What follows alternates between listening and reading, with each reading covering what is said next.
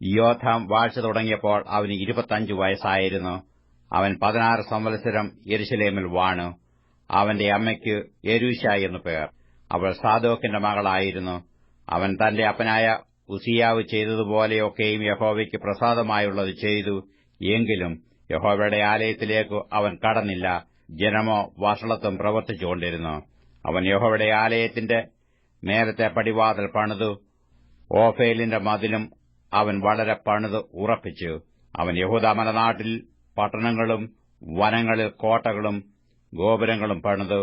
അവൻ അമ്മോന്യരുടെ രാജാവിനോട് യുദ്ധവും ചെയ്തു അവരെ ജയിച്ചു.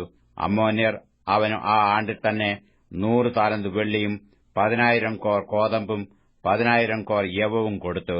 അത്രയും തന്നെ അമ്മോന്യർ 2-ാം ആണ്ടിലും 3-ാം ആണ്ടിലും കൊടുക്കേണ്ടി വന്നു. ഇങ്ങനെ യോഥാം തന്റെ ദൈവമായ യഹോവയുടെ മുമ്പാകെ ക്രമമായി നടന്നതുകൊണ്ട് അവൻ ബലവാനായിത്തീർന്നു. യോഥാമിന്റെ മറ്റുള്ള വൃത്താന്തങ്ങളും അവന്റെ സകല യുദ്ധങ്ങളും അവന്റെ പ്രവൃത്തികളും യിസ്രായേലിലെയും യെഹൂദയിലെയും രാജാക്കന്മാരുടെ പുസ്തകത്തിൽ എഴുതിയിരിക്കുന്നുവല്ലോ. വാഴ്ച തുടങ്ങിയപ്പോൾ അവന് 25 വയസ്സായിരുന്നു. അവൻ 16 സംവത്സരം യെരൂശലേമിൽ വാണു. യോഥാം തന്റെ പിതാക്കന്മാരെപ്പോലെ നിദ്ര പ്രാപിച്ചു. അവനെ ദാവീദിന്റെ നഗരത്തിൽ അടക്കം ചെയ്തു. അവന്റെ മകനായ ആഹാസ് അവന് പകരം രാജാവായി.